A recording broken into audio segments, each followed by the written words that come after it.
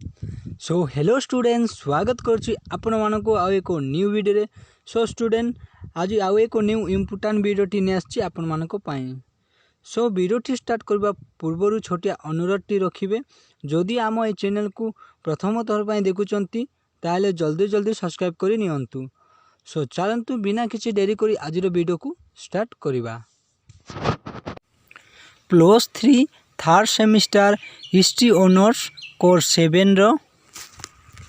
So students आउ एक 3 मार्किया important कोचिंगटी नहीं आसी, जहाँकि से कोचिंगटा होची राइट अबाउट बलबन आर्मी। बलबनों सैन्य बाहिनी विषय रे लेख। सो आंसरटा हम बलबन एक शक्तिशाली सैन्य बाहिनी प्रतिष्ठा करथिले। सैन्य बाहिनी रो परिचालना दायित्व इमाद उल मल्क नामक जने दक्ष और अभिज्ञ कर्मचारी उपरे न्यस्त करा जायथिला। निजर शक्तिशाली सैन्यबाहीर सहायतार विद्रोह दमन और मंगल आक्रमणर प्रतिशोध करने समर्थ होइथिले। सो स्टूडेंट्स यही क्वेश्चन रो आंसर होची एया।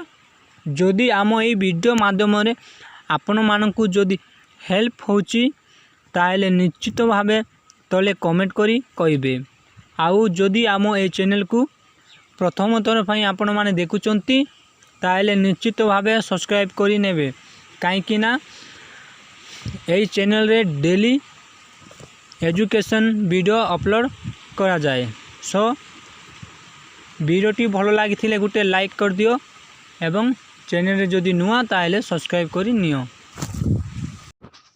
वीडियोटी भल लगी गोटे लाइक करिदेबे एवं एमिति एजुकेशन रिलेटेड वीडियो देखिबा पई आम चैनल को सब्सक्राइब करी ऑल बेल आइकन उपरे प्रेस करदेबे, कहीं आम जेबे भी एमती एजुकेशन रिलेटेड वीडियो अपलोड करूँ सर्वप्रथमे आपन देखिपारे।